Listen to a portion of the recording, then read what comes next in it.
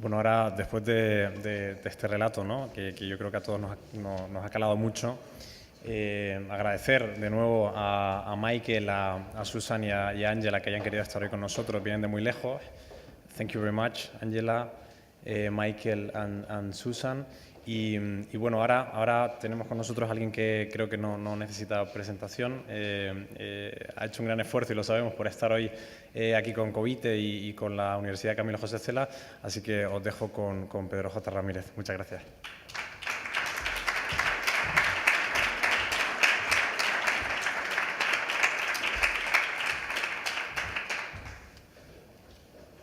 Buenos días, querida Consuelo, querido rector, amigos de Covite.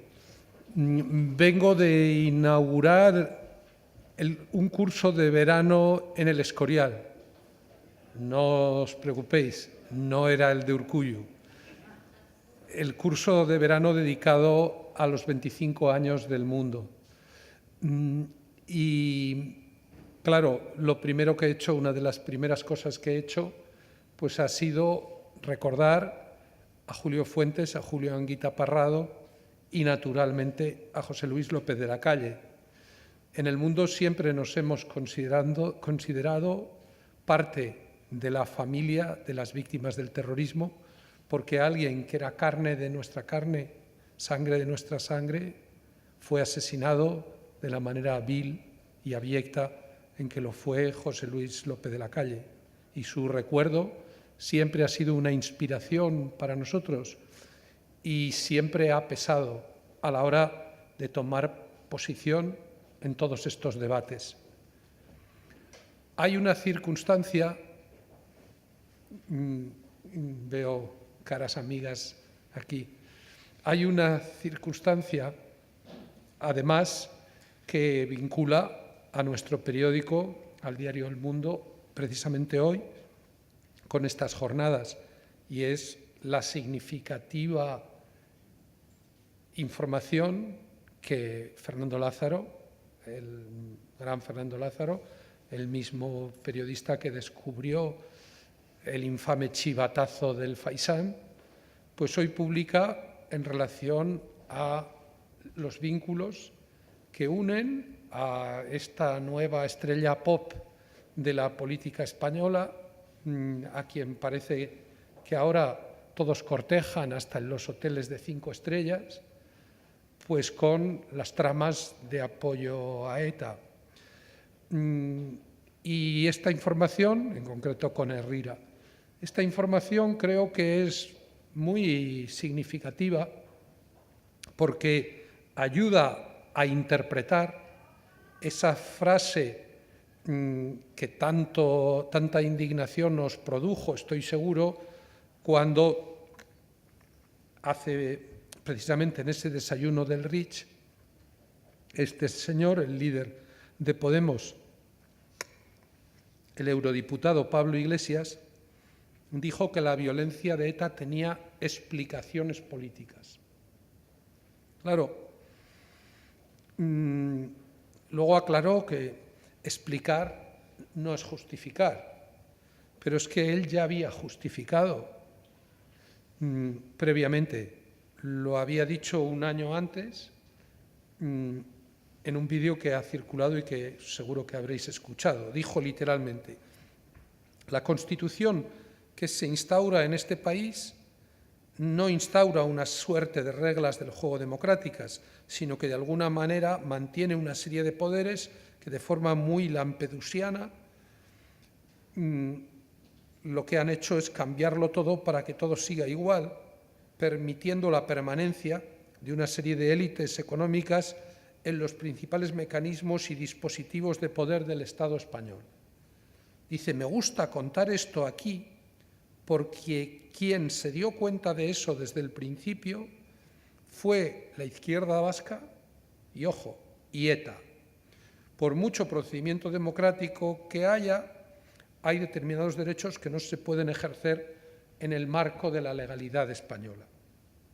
Fin de la cita.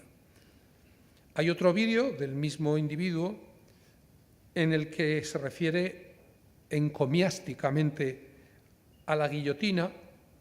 Vosotros sabéis que algo he estudiado yo, la Revolución Francesa, y el líder de Podemos, Pablo Iglesias, hace suyas unas palabras terribles de Robespierre, en las que dice que castigar a los opresores es clemencia, perdonarles es barbarie. O sea que si alguien se arroga la capacidad de identificar quiénes son los opresores, lo correcto es matarlos, ¿no? Eso es lo que predicaba no solo Robespierre, sino más explícitamente Marat. Había que apuñalar, que empalar, que quemar, que degollar a los enemigos del pueblo. En ese vídeo, en este segundo vídeo, el líder de Podemos, Pablo Iglesias, se refiere al teórico y práctico de esta doctrina como al bueno de Jean-Paul Marat. Bueno, yo he participado en muchos debates sobre la Revolución Francesa, tengo cientos, miles de libros, y yo he oído calificar a Marat, bueno, se le ha llamado, él mismo firmaba l'ami du peuple, el amigo del pueblo, pero el bueno de Jean-Paul Marat es la primera vez y creo que pasará a los anales de la historiografía. Marat era un señor que decía al comienzo de la Revolución que para evitar los ríos de sangre era preciso verter algunas gotas. En 1789 decía que bastarían 500 o 600 cabezas.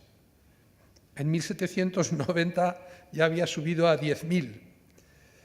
En 1791 pedía que se levantaran 800 horcas para colgar a todos los diputados de la Asamblea Constituyente.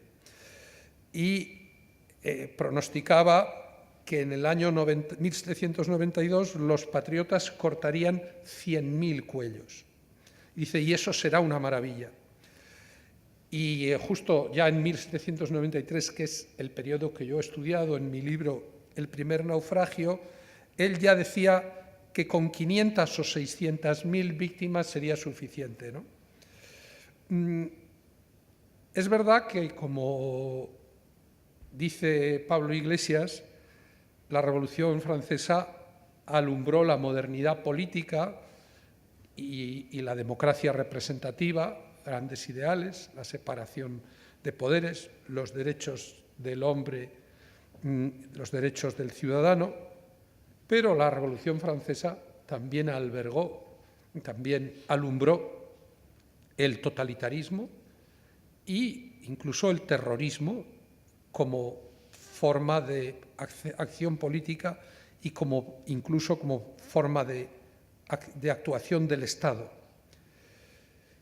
La gran pregunta en un debate de fondo sobre estos temas es si los sueños de la razón, alumbrados por los filósofos del siglo XVIII, por la Ilustración, por tanta acumulación de pensamiento racionalista, son o no indisociables de los monstruos que en algunas ocasiones, en demasiadas ocasiones, han generado. Los liberales sostenemos que sí, que una cosa son los sueños, que los sueños de la razón no tienen necesariamente que generar monstruos. Los totalitarios, los fanáticos de uno y otro signo o de muy distintos signos, siempre han sostenido que la ecuación es indisociable, o sea que los monstruos de los sueños de la razón son parte del paquete, que son dos formas de entender la organización de la sociedad, y las víctimas del terrorismo vais a estar siempre en el corazón de este debate, porque lo que en el fondo estamos discutiendo es si es lícito o no recurrir a la violencia con una coartada política recurrir al terror, al terrorismo, a todas las prácticas más aberrantes desde el punto de vista de la condición humana, si son una herramienta táctica, si responden a la necesidad de una coyuntura, si pueden encajarse en el dicho de que el fin justifica los medios. Esta nueva formación política, que en definitiva está desarrollando y está asumiendo la justificación de ETA en el ámbito de la política nacional, no es un fenómeno coyuntural. Yo he dicho que el padre de Podemos es Rajoy y la madre Rubalcaba. Es el principio de Arquímedes de la política. Cuando se deja un espacio vacío, siempre hay alguien o algo que lo llena. Algunos hemos venido clamando desde hace años contra el inmovilismo, contra la esclerosis, contra la bunkerización de nuestra democracia, contra la usurpación de los derechos de participación política de los ciudadanos por las élites de los partidos que han organizado las listas cerradas y bloqueadas, contra la falta de democracia interna, contra el mandato imperativo de facto que reduce a los diputados en dóciles máquinas de votar, contra la politización de la justicia.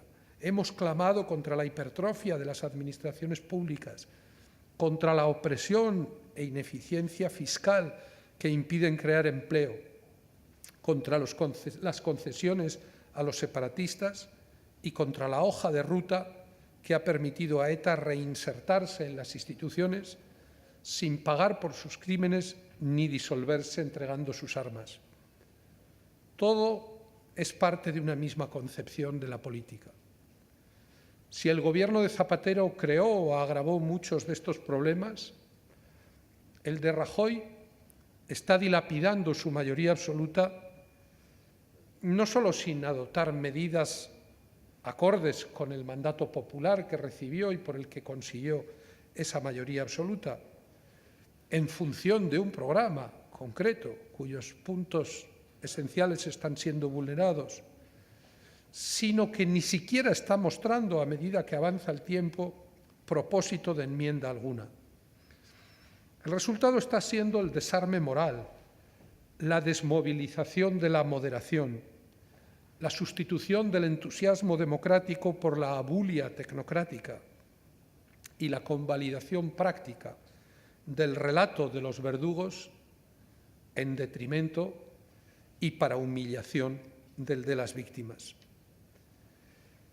Estamos asistiendo no ya al fracaso, sino al desistimiento del Estado como defensor de la legalidad y como impulsor de la justicia. Es muy elocuente, claro que sí, Consuelo, que queden 400 asesinatos de ETA por resolver y castigar.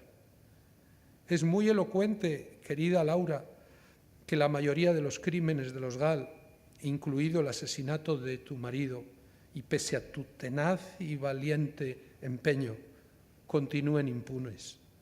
Es muy elocuente que, aun dando por buena la sentencia del 11M, que ya es mucho dar, sigamos sin saber quién planificó y cómo se ejecutó la mayor masacre terrorista de la historia de nuestro país.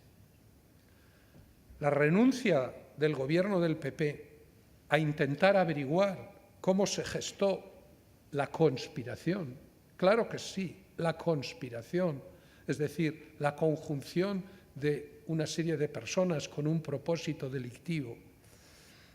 Esa conspiración que hace 10 años contribuyó a desalojarle del poder, que el gobierno del PP renuncie a intentar esclarecerla, lo dice todo respecto a la consistencia de sus actuales dirigentes. Solo puedo respaldar y aplaudir las palabras que pronunciaste, Consuelo, el pasado diciembre en el acto organizado por Danaes. Bien están, muy bien, los gestos como el del nuevo rey, recibiendo a organizaciones como la vuestra. Pero las víctimas no podéis, en efecto, contentaros, son tus palabras, con palmadas en la espalda, medallas o recibimientos institucionales carentes de respuestas efectivas. Porque en ese caso estaríais, como tú dijiste, traicionando a quienes murieron, a quienes aún guardan el recuerdo del odio en forma de heridas o a quienes se exiliaron por la amenaza del terrorismo. Solo añadiría que, si hubiera que añadir algo a tus palabras, que permanecer de brazos cruzados, que asumir la amnesia galopante en la que se pretenden sumergir los horrores del pasado, de un pasado bien reciente, supondría favorecer su reproducción en un futuro a lo peor no tan distante. Desde que fui destituido como director del Mundo, he tenido la oportunidad de viajar más y de hablar con más personas que merecen la pena de lo que lo hacía antes. Y debo deciros que la experiencia que para mí ha sido al mismo tiempo más impactante y más gratificante a lo largo de estos meses ha sido la oportunidad de conocer a fondo a José Antonio Ortega Lara. Las largas conversaciones que he mantenido con él, tanto delante de la grabadora y que se tradujeron en la entrevista, en la larga entrevista que publicamos hace unas semanas, como paseando por las calles de su querida ciudad de Burgos, me sirvieron para descubrir la enorme categoría humana de quien puede representar como pocos a todas y cada una de las víctimas del terrorismo. No voy a abundar en esas emocionantes declaraciones, pues todos pudisteis leerlas. Esa larga conversación que yo creo que servirá para que los más jóvenes tomen conciencia de los niveles de monstruosidad a los que se puede llegar en nombre del fanatismo identitario. Pero sí hay una idea que se me quedó clavada. José Antonio me dijo en un determinado momento que para Bolinaga y sus demás carceleros él era una cosa. Y yo me propuse, a la hora de editar la entrevista, descosificar a José Antonio Ortega Lara, que emergiera el ser humano que hay siempre detrás de una víctima del terrorismo. A veces lo que os han hecho a algunos es tan terrible que casi no permite entender y darnos cuenta de quiénes sois, cada uno de vosotros, por cada ser humano, siempre con la partitura de su vida a medio interpretar, con la mirada puesta en su familia, en su mujer, en su esposo, en sus hijos, en sus padres, cada uno con sus ideas sobre el futuro del país y sobre el sentido de la vida. Me vais a permitir que, en homenaje a José Antonio y como expresión, desgraciadamente, de lo que sigue sucediendo, me vais a permitir que lea un texto que yo publiqué en una de mis cartas del domingo hace ya casi 2 años, y el que hace ya casi 2 años, el que hayan transcurrido 2 años y cada una de estas palabras sigan vigentes, es casi el diagnóstico más tremendo que se puede hacer de lo que nos está pasando.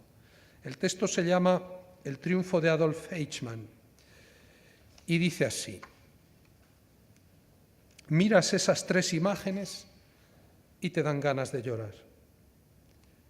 La primera la tenemos grabada en el corazón. Es la de un hombre que no parece lo que es.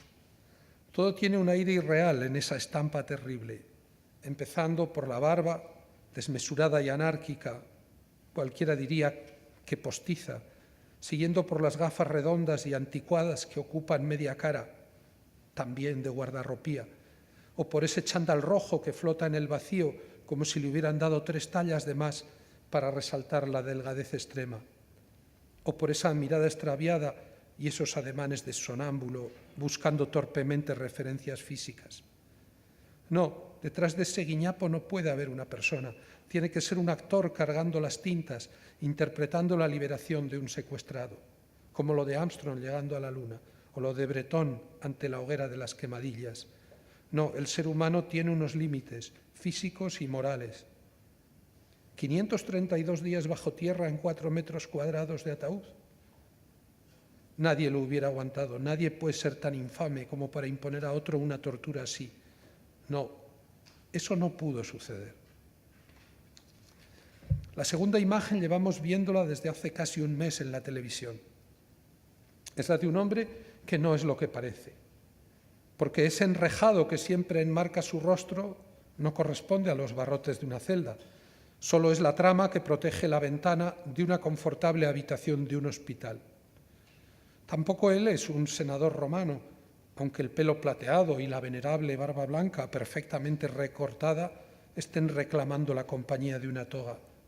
Tampoco es un galán maduro invitado al Festival de San Sebastián, pese a la estudiada profundidad de su mirada.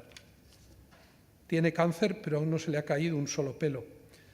Dicen que es porque todavía no le han dado ni quimio ni radio, pero tampoco le han tratado las negras metástasis del alma. Sí, él cometió asesinatos matando a sus víctimas por la espalda y no se arrepiente. Sí, él fue el carcelero de los 532 días, el fulano que estaba sentado sobre la tapa del inmundo agujero en el que se pudría el otro y no se arrepiente. Fue por la causa, aurrerà volier. Pero la peor es la tercera imagen. Es la foto casi amorfa que publicamos el domingo pasado en la portada.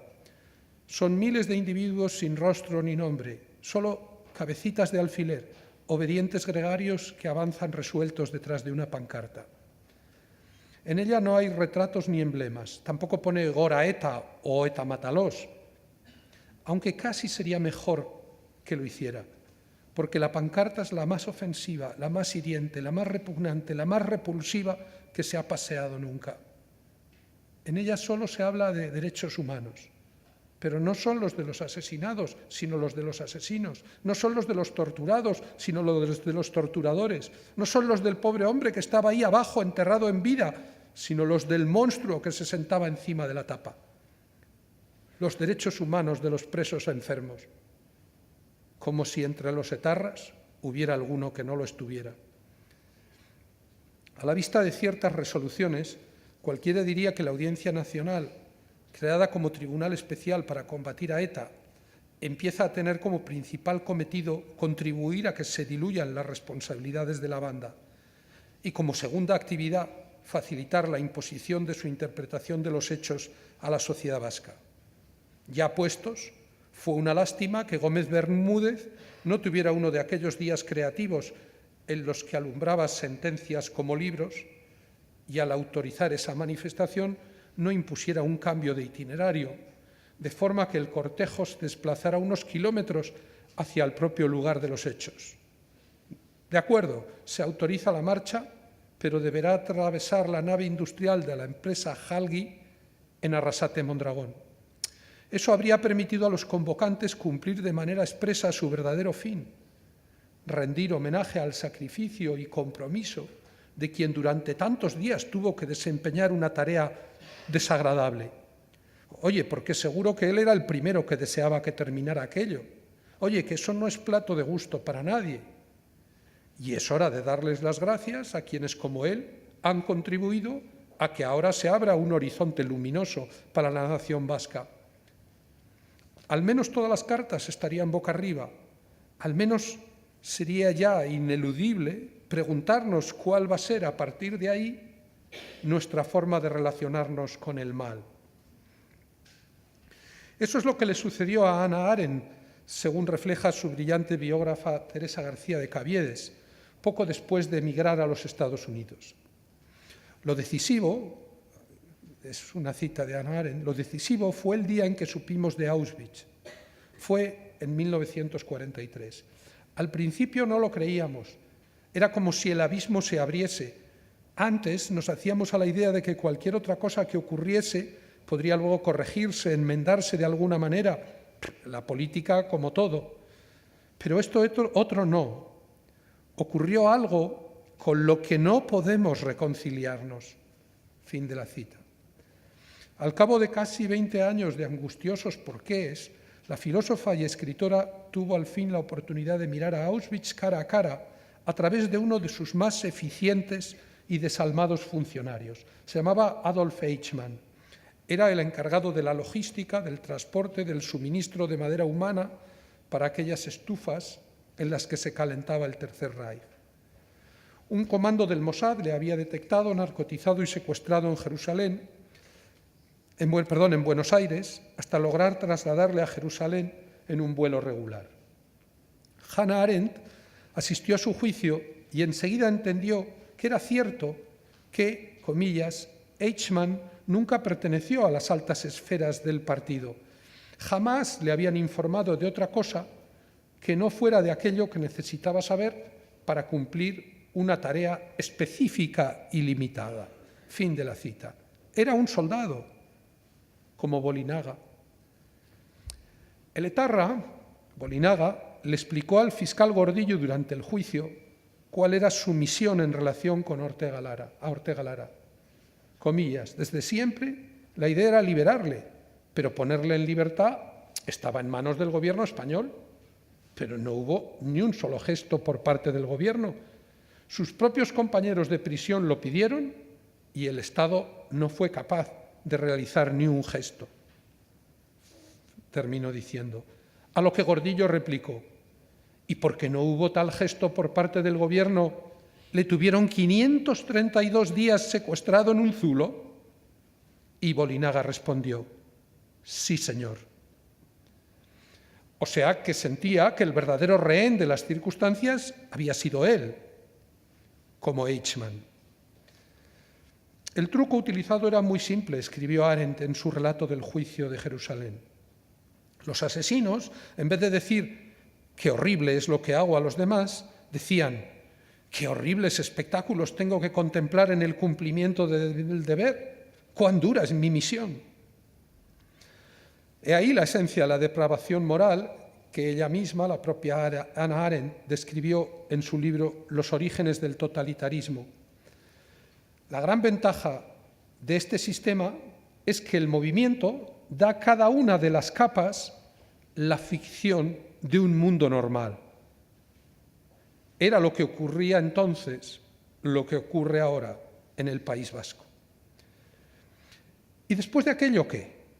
Comillas, la actitud del pueblo alemán hacia su pasado difícilmente pudo quedar más de manifiesto. El pueblo alemán se mostró indiferente, sin que al parecer le importara que el país estuviera infestado de asesinos de masas, ya que ninguno de ellos cometería de nuevo asesinatos por su propia iniciativa. Fin de la cita. Eso es lo que ocurría, eso es lo que ocurre hoy en el País Vasco. Bolinaga y Ortega Lara. Me hubiera gustado concluir este artículo sin escribir sus nombres. Los dos están compuestos por letras de un mismo alfabeto, incluso riman. Los dos identifican a individuos de la especie humana, fisiológicamente similares, morfológicamente semejantes, pero no a entes de la misma categoría moral. Hasta unirlos en un texto es contribuir a la confusión, hacer involuntariamente el juego a ese relativismo que alcanzó su cénit con Zapatero y que Rajoy y todos sus marianos comenzaron a comprar aquella noche aciaga en que el líder del PP dio por buena la metamorfosis pacifista de los encapuchados y añadió encima la coletilla inaudita de que no se había pagado ningún precio político. Con esos antecedentes, ¿cómo no va a salirnos un juez Trepa con la cantinela de que el derecho a la dignidad de las personas tiene que predominar sobre cualquier otra consideración legal? Ha habido justicia poética al quedar su señoría, José Luis Castro, desenmascarado como un tosco plagiario en ese y otros pasajes similares que introdujo en aquel auto mediante la técnica de cortar y pegar. Es lógico que la falsa ecuación proceda de un manual de autoayuda para presos.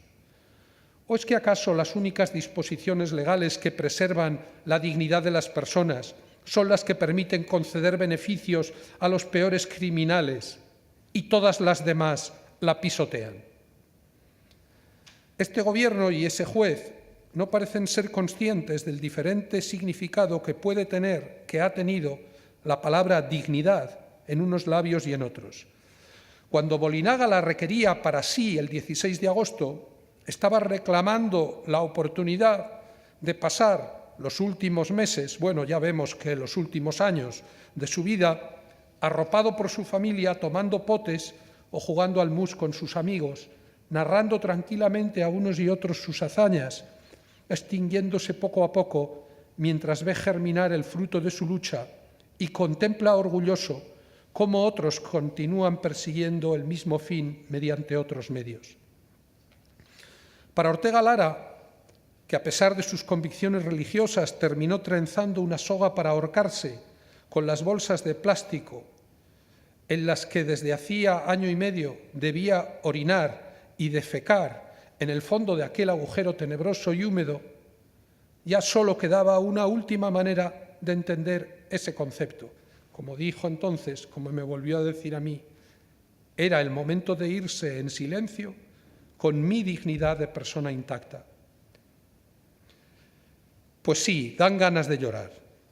Ángeles Escrivá acertó de pleno cuando, tras ese comunicado en el que Bolinaga hacía un llamamiento a que, comillas, no se hagan locuras, subrayando así la cordura de toda su conducta anterior, Ángeles Escrivá advirtió que el verdugo trataba de equipararse en el plano ético con su víctima. Ya lo había intentado durante el juicio con expresiones como «también mi celda actual es muy húmeda» o «la comida era buena, mejor que la que ahora me dan a mí en la cárcel». Pero Bolinaga salió de aquel juicio retratado en toda su dimensión inhumanamente grotesca, despojado del menor atisbo de esa dignidad, entendida como atributo positivo de quienes la ejercen. Es lo mismo que percibió Hannah Arendt cuando se enteró de cuál había sido el último aurrerà volie de Eichmann. Caballeros, volveremos a encontrarnos. Es el destino de todos los hombres. ¡Viva Alemania! ¡Viva Argentina! ¡Viva Austria! Nunca las olvidaré. No se estaba despidiendo de 3 amantes o prostitutas a las que hubiera frecuentado. Estaba resumiendo, abrir comillas, según Hannah Arendt, la lección que su larga carrera de maldad nos ha enseñado, la lección de la terrible banalidad del mal. La democracia española ni capturó a Bolinaga fuera de su territorio, ni lo secuestró, narcotizó o torturó. Algunos de quienes incurrieron en el pasado en esos métodos fueron execrados, juzgados y condenados. Desgraciadamente no todos. La democracia española ni condenó a muerte, ni fusiló, ni electrocutó, ni ahorcó a Bolinaga. Eichmann murió en el patíbulo igual que lo hicieron sus jefes tras el proceso de Nuremberg, igual que ha ocurrido siempre con todos los personajes de su calaña en todos los lugares y tiempos de la historia. La democracia española ha alcanzado tal grado de civilización, y lo digo sin sarcasmo alguno, pues estoy de acuerdo y me siento orgulloso de ello, que ni siquiera a Bolinaga, a Bretón o al que disparó contra Miguel Ángel Blanco arrodillado les puede el Estado arrebatar la vida. El fiscal Gordillo lamentó que la pena a imponer a Bolinaga fuera la misma que si el calvario de Ortega Lara solo hubiera durado 16 días. Dijo Gordillo, creo que los legisladores nunca pudieron pensar que un secuestro durara tanto.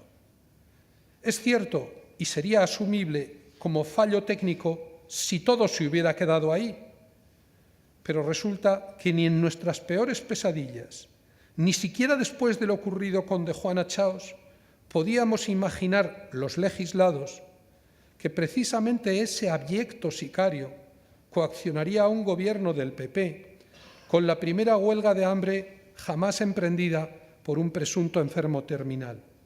Que el gobierno del PP claudicaría concediéndole un aberrante tercer grado justificado con mentirosos balbuceos, que un juez de vigilancia acudiría solícito a su cabecera en pos de argumentos prefabricados para otorgarle una ilegal libertad condicional, y que otro juez autorizaría una manifestación destinada a identificar a tal bestia con los derechos humanos. Y que 2 años después todo continúe igual.